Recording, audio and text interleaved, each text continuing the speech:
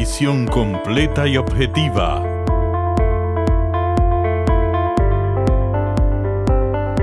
Del acontecer mundial. Presentamos Geopolítica con Nelson Encarnación. Saludos amigos televidentes de este espacio Geopolítica en este domingo que estamos a 21 ya de diciembre del año 2025, en la postrimería ya de los días finales del año. Yo soy Leandro Campos y estoy aquí preparado, convencido para seguir haciendo comunicación de compromiso en este espacio Geopolítica.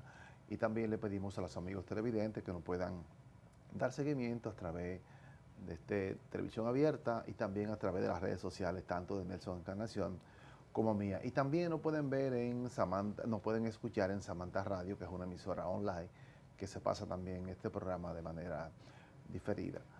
A todos los amigos televidentes que nos ven en República Dominicana y a los que tienen la oportunidad de vernos en el mundo en diferentes momentos. En este día importante, ya decía de diciembre, pero que hay acontecimientos que marcan procesos importantes en el mundo. Hoy América Latina y el mundo se ve impactada por la presencia, digamos, exagerada de Donald Trump, presidente de los Estados Unidos, no solamente en materia de asedio a América, al Caribe, sino en la inclusión de políticas internas en varios países, demostrado en algunas elecciones como Ecuador, Argentina, Chile y ahora pretende ver en Colombia. De eso y otros aspectos en materia internacional y sobre todo del derecho de esos acontecimientos y además de los temas nacionales que tienen que ver con el SENASA, sus implicaciones sociales y políticas y la participación del Ministerio Público y críticas y apoyo por un lado y por otro y otros acontecimientos, marcha, protesta, incursión en los asuntos de la justicia y los acuerdos que han llamado mucho la atención de los medios de comunicación y de los especialistas. Con este y otros temas de interés nacional lo vamos a compartir con Esmelín Pujol, que es un reconocido abogado, especialista en temas penales y además un comunicador. Y tiene otra categoría que es amigo mío. Saludos, Esmelín, ¿cómo está? Buenos días a todos los amigos televidentes y gracias, Leandro, por invitarnos a este espacio de geopolítica. Claro, no acostumbro los domingos a levantarme tan temprano, pero acá estamos asumiendo un compromiso, como tú planteabas, de responsabilidad y llevando informaciones veraces a los amigos televidentes para que estén siempre bien informados. Gracias por invitarnos a este espacio. Es. Y gracias a los amigos televidentes que se queden con nosotros. Vamos a hacer una brevísima pausa y cuando regresemos ya estaremos dando en detalles todos los temas que hemos expuesto y que lo debatiremos desde el marco jurídico, tanto en el campo internacional como en todas las aristas nacionales. Ahí también vamos a tocar lo que tiene que ver con la nueva escogencia del Consejo Nacional de la Magistratura, de los nuevos miembros de la Suprema Corte de Justicia. Vamos a la pausa y regresamos de inmediato.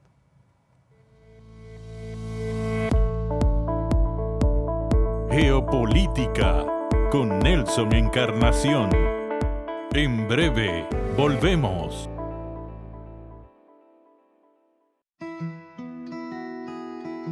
Si de algo saben las abejas, es de flores. Hay de todo tipo y para todos los momentos. Lo importante no es solo su color, tamaño o forma, sino lo que hace sentir cada una. Y para esos sentimientos trabajan. Igual que el Banco Central, que trabaja para hacer florecer la economía y que sientas estabilidad. Para ese sentimiento de tranquilidad, para ese sentimiento de crecimiento y desarrollo, para que la primavera llegue a todos los sectores y los planes de muchos den grandes frutos. Banco Central de la República Dominicana, 75 años trabajando por una estabilidad que se siente. En cuanto al Código Penal, mira, ninguna ley es perfecta, ninguna ley es ideal, es la posible, pero vamos a pensar, señores, que teníamos un Código Penal del 1884, de hace 141 años. Y yo les digo a ustedes algo, no sé cuántos han ido a la fuerza de tarea que hacemos todos los lunes. Y cuando vamos a la fuerza de tarea que vamos todos los lunes, vemos muchos delincuentes reincidentes que han tenido 3 y 4 crímenes, que están en la calle y han salido porque tenemos un código atrasado, imperfecto.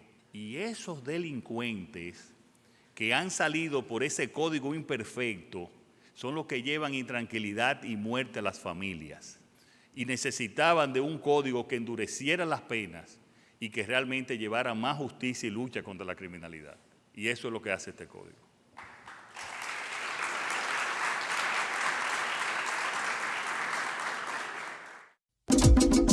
Hola, soy la República Dominicana.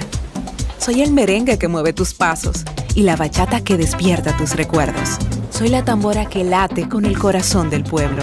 Soy el sabor de un sancocho compartido, el azul que abraza la bahía de Samaná con sus majestuosas ballenas y las aguas cristalinas que besan las arenas de Cabo Rojo.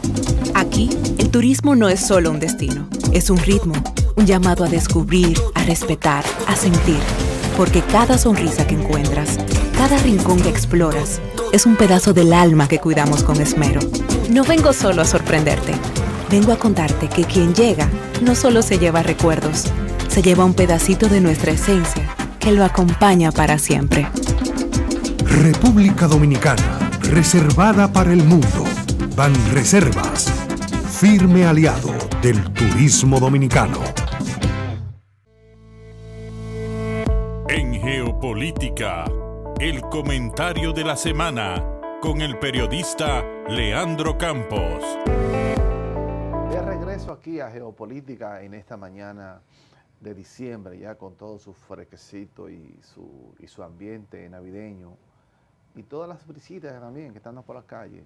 Entonces, les decía en principio que América Latina y el mundo está impactada por la manera inusual del presidente de los Estados Unidos, quien decide de manera olímpica violentar reglas internas en su propio país como los Estados Unidos, y también se arroga el derecho de intervenir en los asuntos internos de cualquier país de América Latina, no solo para corroborar que somos el patio trasero de los Estados Unidos, sino para poner de relieve, de manifiesto, lo que se llamó la doctrina de Monroe, expresidente de los Estados Unidos, que declaró América para los americanos.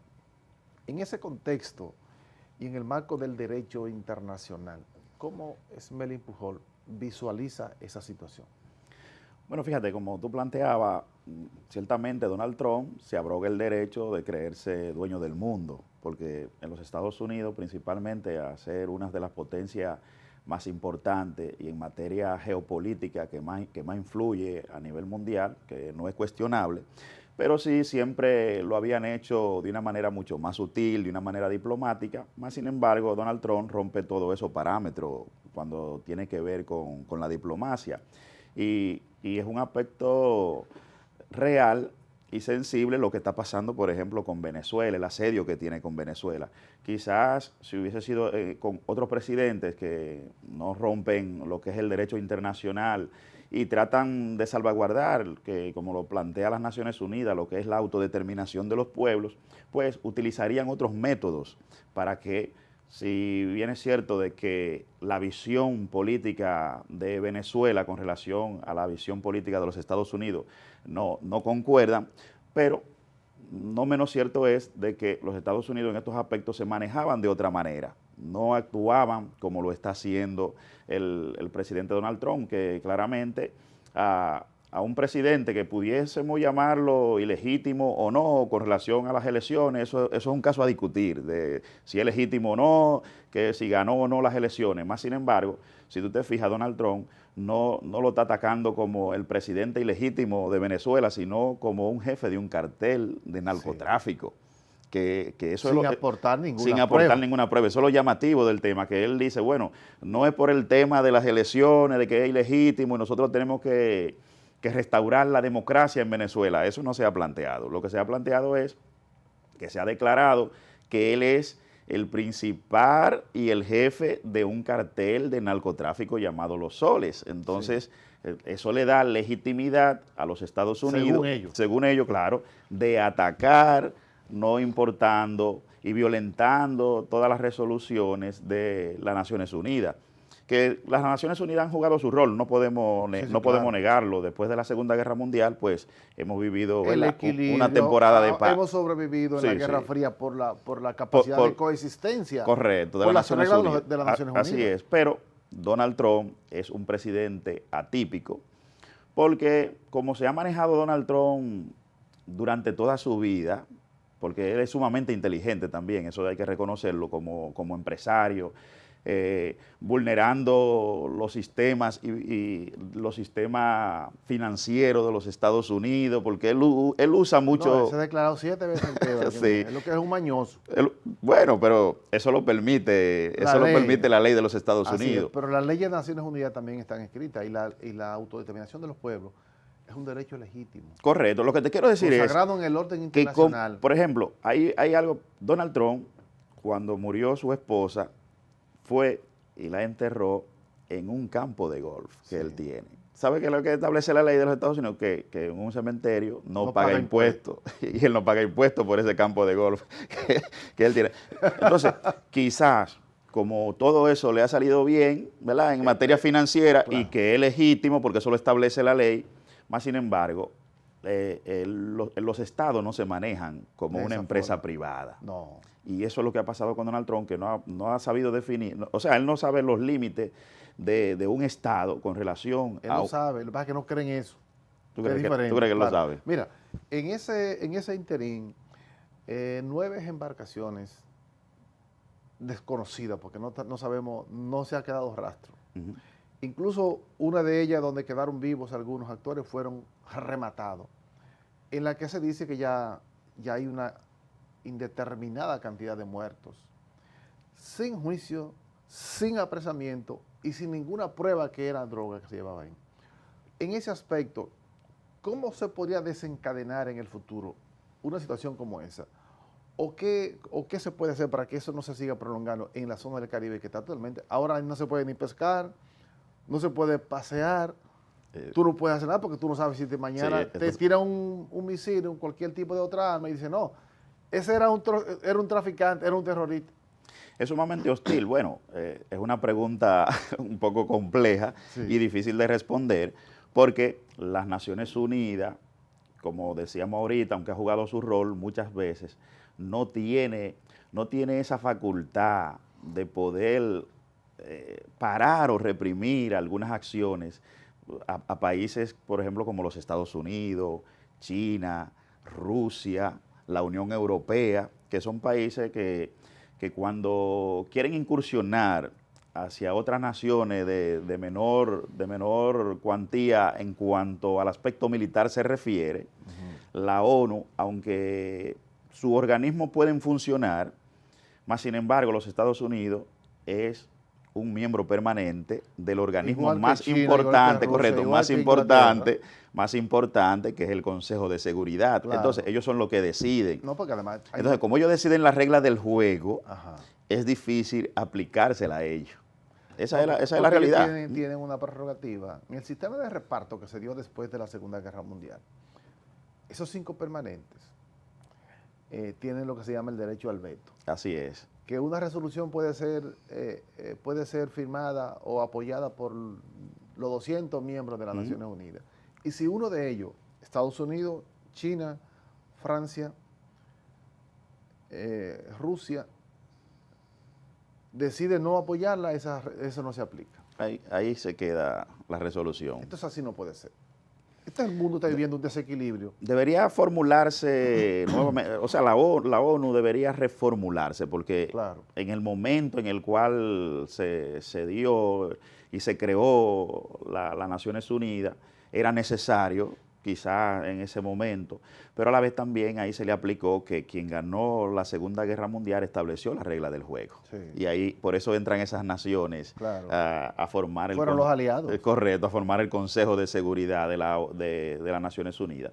Creo que debería replantearse una nueva reformulación organizativa de la ONU que pueda jugar un papel distinto, diferente para las naciones, donde los países puedan sentirse más seguros, porque fíjate, vamos a poner el caso de Venezuela. En el caso de Venezuela yo entiendo que son los venezolanos que deberían solucionar la situación desde el aspecto político, y si tiene que haber una guerra civil en Venezuela porque hay un grupo que entiende que legítimamente ganaron las elecciones, pero aquellos no van a entregar de esa manera, bueno, pero que se dé entre ellos, que no sea la injerencia. Es que hay una parte de Venezuela que pide a grito intervención de otro país en su país. Una cosa inusual. Sí, bueno, porque ellos quizás no tienen la capacidad. Fíjate, recuerda que, por ejemplo, acá en la República Dominicana, que nosotros vivimos una dictadura feroz, los Estados Unidos jugó un papel preponderante para poder, de cierto modo,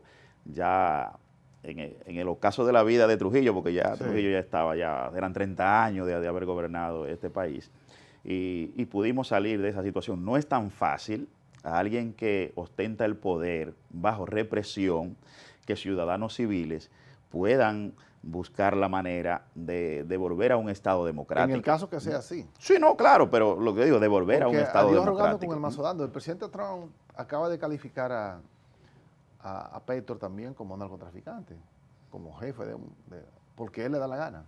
Sí. Bueno, sí. Entonces, si se remonta al pasado de Petro, pero que ya esas fueron cosas que fueron solucionadas. Es que tampoco fue verdad. No fue así. Nada que ver. Nada que ver. La guerrilla no era... No, la guerrilla sí, fue un guerrillero. Por eso. Por eso eso no es pero un delito. la guerrilla se mantenía en base con el narcotráfico y eso. No, pero bueno. Era el modo de financiación. Lo que te quiero decir que él a un narcotraficante condenado en los Estados Unidos lo indultan. Sí, así es. Entonces, ¿con qué moral tú puedes hablar de otro traficante? De que tú quieras indulgarle ese tema. Pero yo quisiera ver un tema muy interesante porque se trata de la democracia electoral. Yo no soy tan creyente porque todas las elecciones en América Latina siempre han sido manipuladas. Yo no sé si es tan real que se dan las elecciones. Sin embargo, en un hecho inusual, el presidente de los Estados Unidos, Donald Trump, ha decidido incursionar de manera directa en los procesos internos de esos países. Y ha dicho en Bolivia, no, el mío es fulano, el que yo quiero. Ganó el que dijo Donald Trump. En Argentina, en las elecciones de medio término, dijo, bueno, yo quisiera que votaran por el partido de Milei y estoy aportando 20 mil millones de dólares, que no aparecieron nunca, fue un cubo que les dio. Pero eso provocó una avalancha de votos hacia el partido de Milei, que terminó ganando el proceso. Ahora, recientemente, hubo unas elecciones en Honduras que no terminan de contar los votos, y el día de ayer, el día del viernes, antes de ayer, la presidenta de ese país acaba de pedir la nulidad del proceso electoral, pero ahí en ese proceso el presidente Donald Trump también dijo, mira, este es el mío, este es el que yo quiero que sea, y eso salió adelante. Entonces, eso tiene una implicación que viene distorsionando todo el proceso en América Latina. Y vendrán otras elecciones que también se espera que Trump diga, el que yo quiero también es a este. Desde el punto de vista jurídico, desde el punto de vista social. Pero en Chile ganó el de derecha. Bueno, también. En Chile, Kast ganó a Jara el pasado domingo, justamente. Ahí también influyó Donald Trump. Pero claro. Pero Chile es un país que bastante civilizado, como uno creía. Y democrático. Ganó un representante, un defensor directo de Pinochet. Sí, Chile eligió a ese. Ellos deberán lidiar con lo que eligieron. ¿Y no será que la izquierda de cierto modo, no ha sabido jugar bien su papel Bueno, en los momentos que le toca gobernar. Ese muchacho que va a terminar su mandato, Boric, para mí tiene un desempeño muy tímido, él no actuó como un gobierno de izquierda, no hizo nada para eso. Pero bueno, yo quiero verla desde el punto de vista de la democracia representativa, ¿verdad?, en estos países, y la incursión directa de un presidente de otro país. ¿Sí? ¿Cómo tú lo valoras desde el punto de vista, primero, de la legalidad y segundo, de cuál sería el desenlace de estos países si eso continúa de esa forma? Bueno, de la parte legal ni hablar, porque ya ahí sería una injerencia y mucho más de una nación como los Estados Unidos, porque cuando el presidente de los Estados Unidos, como tú planteas que en las elecciones de término de Argentina, le dice, bueno, yo le voy a conceder unos recursos y menciona hasta la cantidad para que se recupere la economía. Sí. Abiertamente que el pueblo entiende que puede mejorar su situación, los ciudadanos entienden que puede mejorar su situación económica, y mucho más un país como Argentina que viene sufriendo el sistema financiero y económico de muchos años colapsado, pues claramente y abiertamente que va a tener un favoritismo a quien un presidente como los Estados Unidos decida le garantice estabilidad. Y le garantice estabilidad. Ahora, desde el punto de vista democrático, no es viable y no es correcto de que se inmiscuya de una manera tan abierta, de una manera tan directa los Estados Unidos en los procesos electorales, porque ahí se estarían violentando la institucionalidad de una nación y sería una injerencia de manera directa de los Estados Unidos, que, como te dije ahorita, al ser uno de los países que conforman el Consejo de Seguridad, bueno, puede hacer lo que desee y no tendrá sanciones, pero sí están establecidas sanciones, claro, en las Naciones Unidas. Lo único que países como Estados Unidos, China, Rusia, sí, pero nunca... los otros países no hacen eso. No se involucran tanto. Se involucran porque es verdad que los Estados Unidos siempre ha intervenido en los procesos electorales de América, pero no tan vulgar y burdo como lo ha hecho el presidente Donald Trump. Así es. Sí, porque Donald Trump no usa la diplomacia. Esa es la nada. parte distinta a otros presidentes. Y se abroga un derecho que por ningún lado él lo tiene. Que no le corresponde, así es. Y eso ha devenido en un rompimiento con reglas escrita y no escrita, pero además con un desarrollo institucional pasado por lugares verdaderamente penosos, y que es una pena que en América Latina ningún órgano de los llamados democráticos, ninguna fundación haya salido a decirle que eso no es posible en estos tiempos en América Latina. Y tenemos ahí, por ejemplo, la Corte Penal Internacional, claro, que pudiera luego establecer que van alrededor como de 92 muertos. Bueno, 92 muertos con el asunto. Con las incursiones en el Caribe. Con las incursiones en el Caribe. Sin juicio, sin pruebas. Que se pueden considerar delitos de lesa humanidad. Así es, totalmente. No solamente lesa humanidad, sino violaciones. Sí, violaciones al derecho internacional. Claro. Ahora, habría que... ¿Quién va a juzgar entonces a Donald Trump? Pero las reglas son para todo el mundo. Son para todo el mundo. Vamos a la pausa y regresamos de inmediato. Estamos compartiendo con Esmelín Pujol, un reconocido abogado de la República Dominicana, y ahora venimos con temas nacionales. Regresamos de inmediato.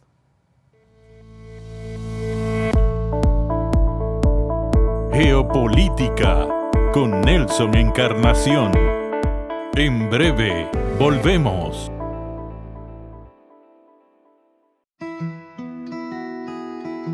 Si de algo saben las abejas, es de flores. Hay de todo tipo y para todos los momentos. Lo importante no es solo su color, tamaño o forma, sino lo que hace sentir cada una. Y para esos sentimientos trabajan. Igual que el Banco Central, que trabaja para hacer florecer la economía y que sientas estabilidad. Para ese sentimiento de tranquilidad. Para ese sentimiento de crecimiento y desarrollo. Para que la primavera llegue a todos los sectores y los planes de muchos den grandes frutos. Banco Central de la República Dominicana, 75 años trabajando por una estabilidad que se siente.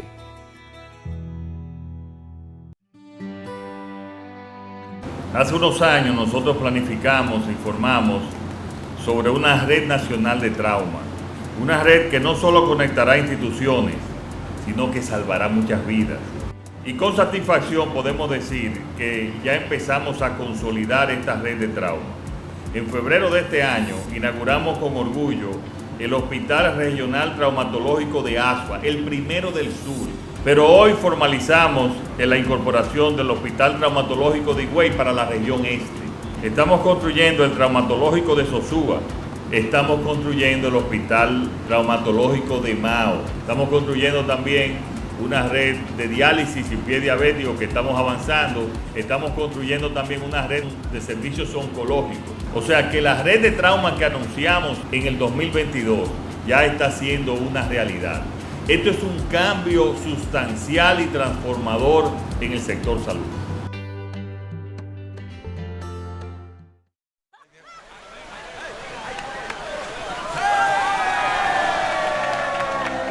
Hemos dado tantos pasos, hemos hecho sueños realidad. En cada esquina de esta tierra, ¡Nueva York! Vemos toda la felicidad. Oh, oh, oh. Siempre le damos para allá. Equipo que no se rinde, gente buena que da más. En cada esquina de esta bella tierra, la solidaridad es nuestro aliento. Tendiendo la mano, construyendo nuestros sueños. Es que los dominicanos siempre le damos para allá. En Banreservas ponemos el corazón en el crecimiento de nuestra gente, comprometidos en todo momento y ocasión en ser el banco de todos los dominicanos.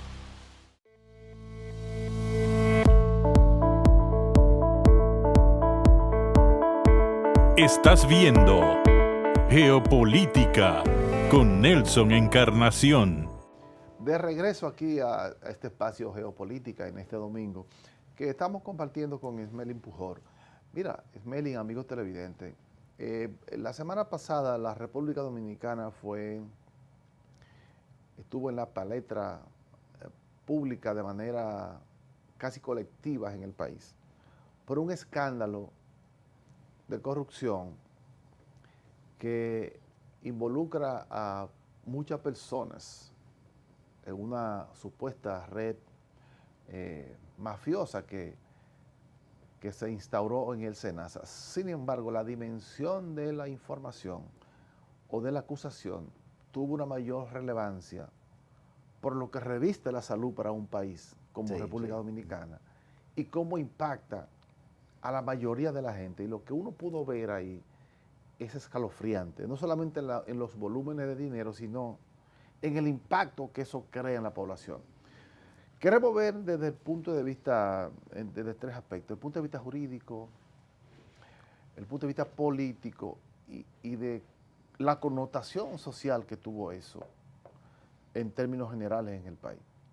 ¿Cómo valora el hecho, si es cierto, como dice el Ministerio Público, todo lo que se le atribuye a ese grupo de personas encabezada por el doctor Santiago Jacín, que era el director de SENASA, con la complicidad confesa de un grupo de empresarios que han admitido que sí, que eran parte de una mafia terrorífica que se apropiaba del dinero de la salud del pueblo dominicano? Sí, mira, la verdad es que lo que explotó con el tema SENASA no solo se da con el seguro SENASA, se da con los demás seguros, en el manejo de la clínica, pero ese es otro tema que podemos hablar más adelante. Mira, a mí la manera de cómo se manejan muchas veces los temas de corrupción desde el aspecto jurídico, desde el Ministerio Público, la forma como lo manejan no me gusta. Entonces el problema es el Ministerio Público. No, digo que no me gusta el manejo que ellos le dan. ¿Por qué?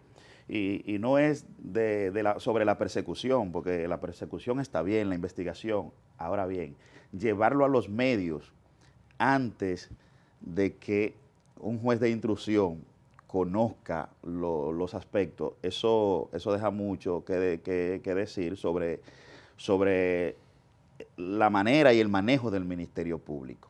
Porque algo que debe ventilarse en los tribunales, en principio el Ministerio Público lo hace público hacia los medios de comunicación para crear la percepción inmediatamente de culpabilidad. Entonces, eso violenta un principio jurídico que lo sabe la Procuradora General de la República y lo sabe Wilson Camacho, que es el principio que reviste de inocencia a todo ciudadano. Y con esto lo que yo quiero decir es que el Ministerio Público lo que debe ser es objetivo, porque el Ministerio Público tiene la responsabilidad de las pruebas a cargo y a descargo. No solo son las pruebas a cargo que el Ministerio Público tiene, sino a descargo. Entonces, cuando tú filtras la información a los medios de comunicación y crea ese ambiente que se creó sobre el caso Senasa, que fíjate que muchos ciudadanos fueron a protestar al Palacio de Justicia de Ciudad Nueva, eso pone al juez que va a conocer el proceso en dificultades. ¿Por qué? Las medidas de coerción, para lo único que funciona, la única función de la medida de coerción es de que el ciudadano no se sustraiga del proceso. Sí. O sea, una medida de coerción es eso, que el ciudadano se presente al proceso. No es una pena anticipada, no se debe convertir en una pena anticipada. Y el Ministerio Público entonces lo que busca es convertir la medida de coerción en una pena anticipada. Mira, y lo estoy hablando desde el punto de vista jurídico. No, yo estoy de acuerdo contigo. No estoy tocando la parte si son culpables o no. Es del aspecto... Yo en cierta medida estoy de acuerdo contigo y con muchos de los que han criticado el accionar del Ministerio Público. Te soy más honesto. Pero espérate. Sí, pero para que, por ejemplo, el Ministerio Público, cuando uno como abogado, tú vas al Ministerio Público y le dices, mire, que me gustaría ver el expediente, ¿sabe qué te dice el Ministerio Público? No, hasta que no esté depositado en la instrucción, yo no puedo presentarle el expediente. Después que esté en la instrucción, le van a entregar una copia. O sea, es el Tribunal de Instrucción, la Secretaría del Tribunal de Instrucción, que le entrega una copia al abogado de la defensa para que pueda buscar los presupuestos hacia el defendido. Más sin embargo, en estos aspectos, el Ministerio Público, antes de depositar la medida de coerción, ya los medios de comunicación tienen informaciones relevantes e importantes. Y me parece muy bien a mí. Claro. Sí, perdóname, déjame decir una cosa. Mira, lo que pasa es que ningún hecho social se puede ver fuera del contexto en que se produce. La cultura de la República Dominicana en materia de la lucha contra la corrupción y sobre todo en materia de justicia ha sido muy desigual. Lo que hoy están llamando debido proceso, justicia justa y procedimiento correcto, han hecho muti, silencio. Si aquí en República Dominicana hay más presos preventivos que condenados. Así es. Y eso nunca ha sido ningún problema ni para los juristas, ni para los políticos. Siempre se ha cuestionado. Nunca nadie le ha importado eso. Aquí agarra a cualquier pobre y lo van y lo juzgan en 5 días y lo condenan y no pasa nada. E incluso lo dejan preso y no pasa nada. Pero si de violación de procedimientos se llama, la República Dominicana puede dar cátedra al mundo de violación de derechos. Aquí nunca ha habido justicia. Ahora bien, ¿cuándo se pide debido proceso? Cuando hay 2 o 3 ricos en el proceso. Nada más. Pero aquí las cárceles están llenas de gente pobre, preso y enfermo, violentándole todos sus derechos. Y nunca ha habido problema para nadie. Yo voy más lejos. Personas que han cumplido la pena y continúan presos por un procedimiento sencillo de nada. Que debería el juez de ejecución de la pena de modo automático liberarlo, y hasta que si no aparece un abogado que pueda hacer esas gestiones ante el juez de ejecución de la pena, automáticamente liberarlo. Dura años preso. Más aún, aquí tenemos más o menos 25.000 privados de libertad. Así es.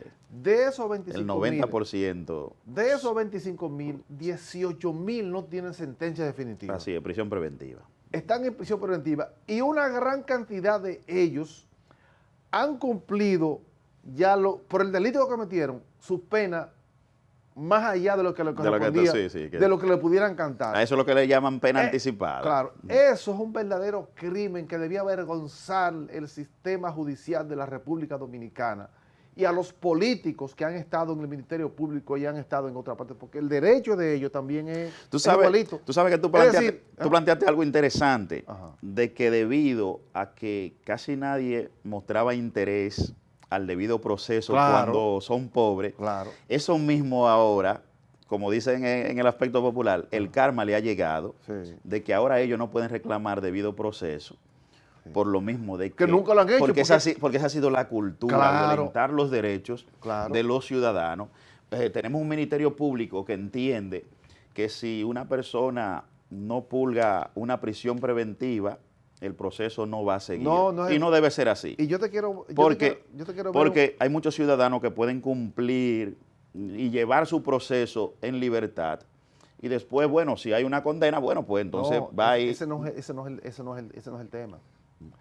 El Ministerio Público, a partir de la cultura histórica de la República Dominicana, lo que pasa es que aquí cuando se toca un tema, cuando le corresponde a una persona de poder o político, siempre terminaba en un acuerdo. No para juzgarlo, sino para que no se juzgue. Y la única forma de que eso tome una dimensión pública es haciendo público el expediente, porque si no, siempre terminaba en un acuerdo interno. Bueno, por ahí entonces denota la debilidad también como institución que tiene el Ministerio Público. Totalmente. Porque yo lo que digo... Una debilidad institucional. Claro, una debilidad institucional. Que no permite que funcione de manera correcta. Porque lo correcto... Pero ha sido así siempre. Sí, porque lo correcto debió ser que presentase la medida de coerción y luego de que se conozca la medida de coerción, los medios tengan acceso a esa información. O sea, debería ser así. Es que por cultura aquí... cualquier persona que no tenga notoriedad pública ni política, lo agarran y lo someten a ver y a las 2 semanas está condenado. No pasa nada. Es lo mismo, mira, por ejemplo... Aquí lo que es un problema sencillamente de mira los 18 meses, que inmediatamente, 18 meses. Es igual que el juez había dicho 3. ¿Por qué? Porque el Código Procesal Penal establece que la medida de coerción de prisión preventiva debe revisarse de manera obligatoria cada 3 meses. O sea que lo correcto es establecerle 3 meses. Y luego, si no variaron los presupuestos que dieron al traste a la medida de coerción, bueno, pues se le imponen 3 meses más. Eso es lo que establece el Código. Mira, no establecer una medida de coerción inmediatamente de 18 meses, sí se puede variar durante ese transcurso. Doctor, ha habido críticas de algunas personas relacionadas con los acuerdos, que después del Ministerio Público dijo que no ha hecho ningún acuerdo. Sin embargo, la forma en que el Ministerio Público, después que el presidente Luis Abinader decidió poner a Miriam Germán y después ha sido Jenny, diferente. Sí. Antes los ministerios públicos estaban ahí para proteger la corrupción, al servicio de los mismos sectores de siempre. Sí, sí, claro. Después de ahí las cosas han variado y no ha valido las comisiones, los mensajes, para que no se sometan aquí. Muchísimos que ya están sometidos. Se ha hecho de todo para que no se sometan, porque esa es la cultura dominicana. Aquí las cárceles son para los pobres. Sí, hay muchos presidentes que no creen en eso de la persecución a la corrupción y expresidentes que no creen en y la mayoría de la clase política no creen en eso. Y la clase política, eso es una realidad. realidad. El Ministerio Público que tenemos ya se empoderó de eso y es muy difícil que cambie ese rumbo. Es difícil así. Es muy difícil cambiar ese rumbo, por eso ya los políticos tienen que tener cuidado en el manejo de las cosas públicas, porque además la sociedad también está empoderada. Es que los políticos deben entender que son empleados.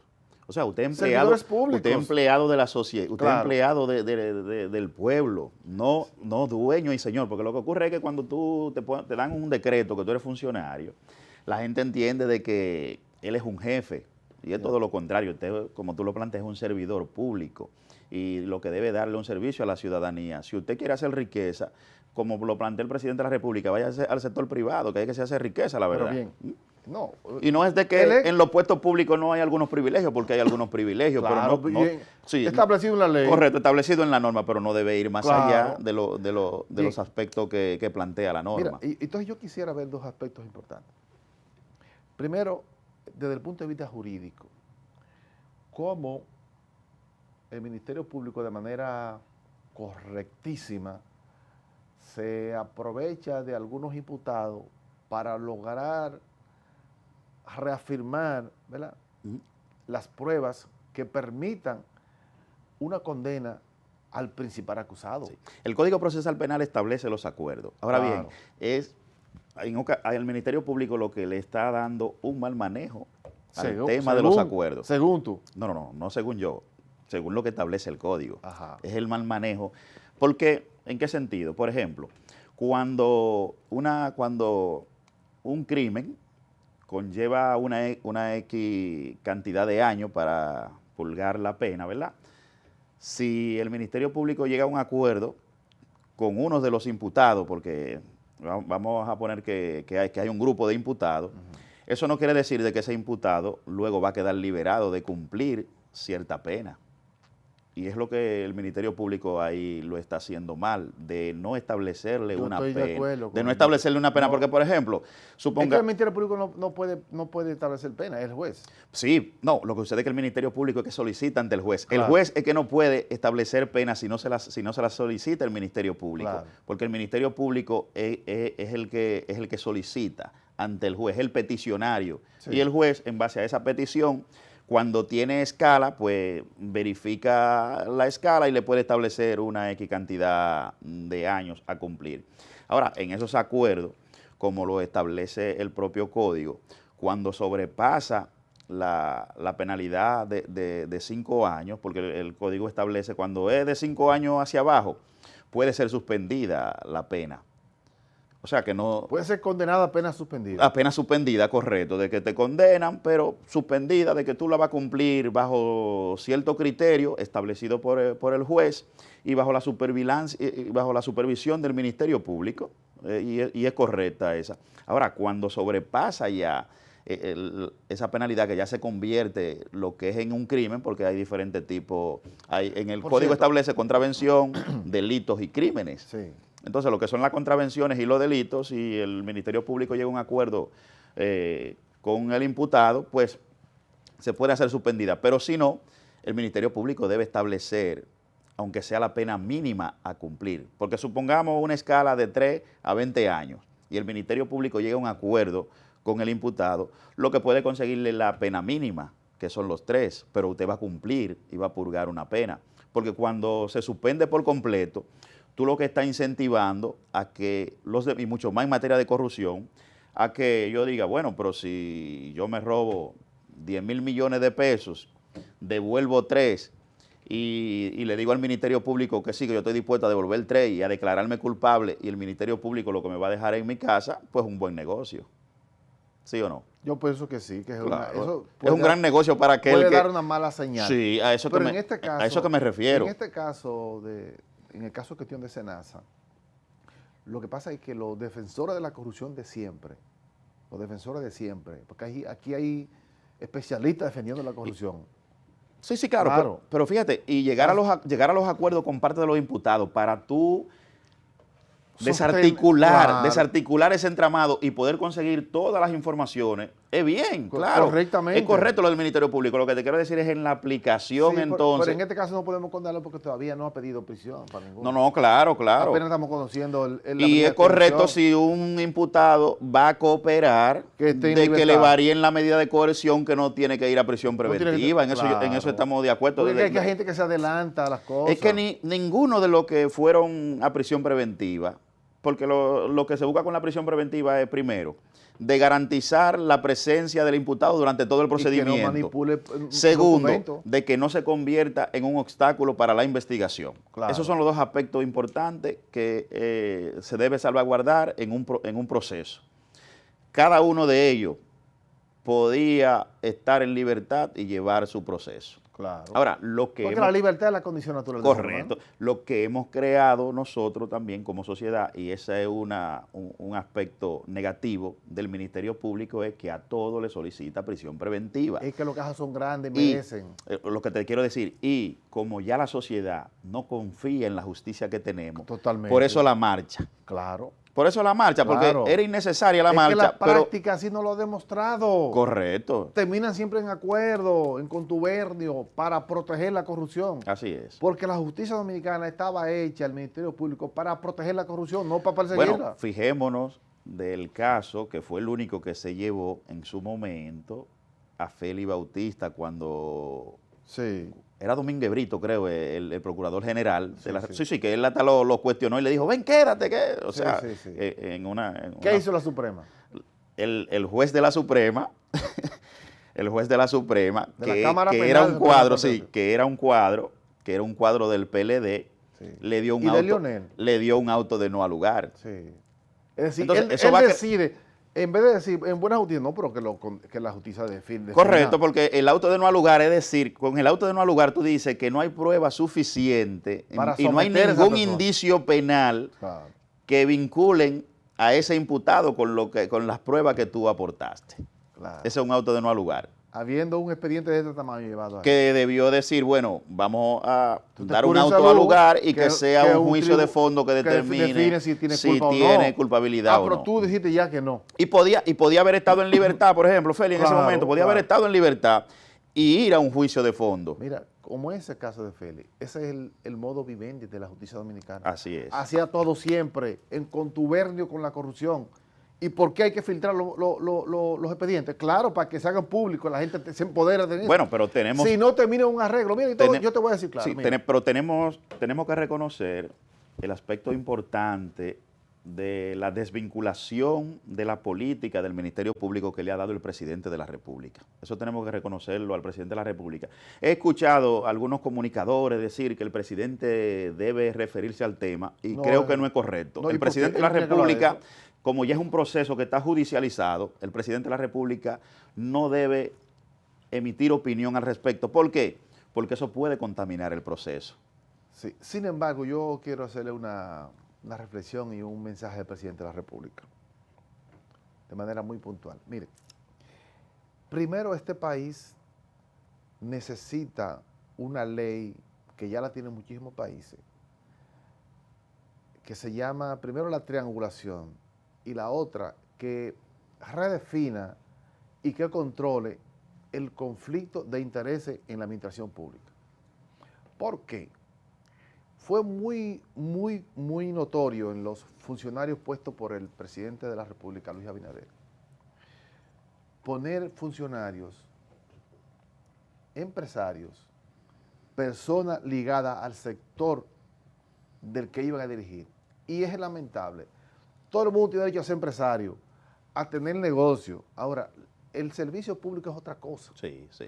¿Por qué Jacín se metió en todos esos líos según el Ministerio Público? Porque él tiene conflicto de intereses. Él es un médico que tiene una empresa. Y conocía cómo se hace el fraude claro, desde el privado, por eso te digo. Claro, y tiene una vinculación con empresarios de la salud. De la salud. De la salud. Es decir, no es un político, es un empresario. Y según el Ministerio Público, desde al Claro. segundo día de designado, Es un empresario. armó la estructura. O sea, venía con esa estructura desde... Claro. Él armó esa estructura y le dijo, si ganamos, yo voy para el SENASA y vamos a hacer esto. Claro. O sea, fue con una estructura que fue. Según el Ministerio Público. Instaló Claro. una corporación mafiosa alrededor de él, de la salud del pueblo dominicano. Así es. Y eso se da porque no hay reglas, como te digo, la triangulación. Por ejemplo, si un funcionario es de un sector privado del área X. El que es de energía, usted no lo puede No lo- a ponerle a dirigir energía y mina, Ay, bueno, claro. porque va a tener los intereses. Es decir, Celso Marrancini No debería estar califica dirigiendo para las sedes. para dirigir las sedes, Así porque él es. es del negocio privado Así es. del sector eléctrico. Pero él mismo... Y, pero- y el sentido común del empresario con todos sus derechos es la rentabilidad en términos económicos. Muy bien por ello. Ahora, el sentido del Estado es otra cosa, es el servicio público. Así es. Y entra en una contradicción. Garantizar el servicio a la Claro. ciudadanía. Entonces, el empresario que busca garantizar su rentabilidad. Sus intereses, Que sí. está bien, pero no desde el Estado. Así es. Y en el gobierno de Luis Abinader hay una proliferación demasiado marcada de empresarios en el mismo sector de su influencia. Por eso va a terminar mal. Todo el que tiene un sector, que es su sector, va a terminar beneficiando a su sector, no a la sociedad. No a la sociedad ni al Estado. Sí, una realidad. Entonces el Estado tiene que tener claro, el presidente de la República, ahora que le corresponde quizás cambiar a algunos funcionarios, yo le ponga políticos en esos puestos, en los puestos públicos. Y los empresarios que siguen haciendo negocios, pero desde sus empresas. Desde fuera. Desde sus empresas, no desde el ámbito donde ellos son también empresarios y funcionarios públicos. No se hacen esas dos funciones juntas. Una realidad. Ahí hay un conflicto de intereses. Sí, porque por ejemplo en SENASA lo que tiene que ir un buen gerente. No tiene que ser médico. No tiene que ser médico. Y no un médico con intereses. Con interés en el sector, así es. Que está bien que tenga sus intereses, pero no puede ser funcionario y también empresario en el sector. Ojo con eso. Yo quisiera que alguien le pudiera llevar este mensaje al presidente y a los que dirigen el país. Y el presidente del programa también. Bueno, no. Los intereses empresariales son diferentes al interés público. Siempre lo ha sido. Y no caminan juntos. Una realidad. Van en contravía. Un aspecto importante, Esmelín, que se ve en el caso SENASA, y es que muchos juristas y algunas personas también que hablan porque quieren. Por los medios, sí. Sí, pero hablan de que se puede hacer un caso criminal. Es decir, que haya habido un delito, que haya incluido incluso que personas hayan muerto por causa de esos acontecimientos. Desde ese punto de vista, ¿cómo tú lo ves? Bueno, es que el caso, solo con el tema de la cantidad de recursos que se dilapidaron ahí, que se llevaron del erario público, es criminal. O sea, solo en ese aspecto es criminal, porque estamos hablando de uno de los servicios más esenciales de una sociedad, que es el tema de la salud. Ahora, en el aspecto que tú planteas, es difícil probarlo en los tribunales de que una persona haya fallecido de manera directa, debido al no servicio porque había sido utilizado anteriormente el seguro y que no se le brindó el servicio correspondiente. Es sumamente complejo. Recuerda que en muchos de los aspectos que ellos usaron fue que crearon programas, pero que esos programas no llegaban al ciudadano.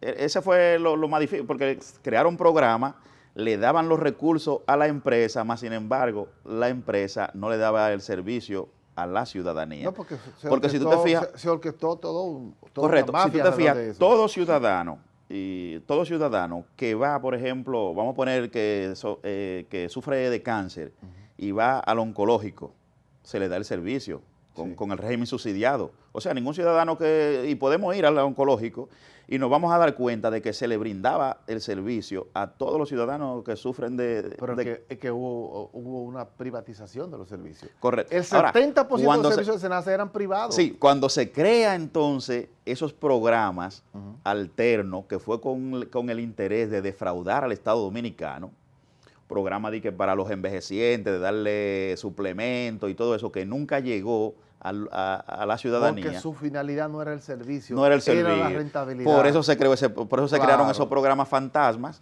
y por eso te digo que es difícil comprobar de que un ciudadano haya fallecido debido a la negación del seguro SENASA en un momento determinado en algún hospital. Hay mucha tela por donde cortar y este tema va a seguir, apenas estamos iniciando. Porque recuerda que el seguro subsidiado, ya para terminar, que el seguro subsidiado no cubre en las clínicas privadas, sino en el sector público del Estado. Claro, y hay por ahí que debe enfocarse el servicio, porque esa es la función fundamental del SENASA. Así es. Es el seguro público. Así es. No el privado.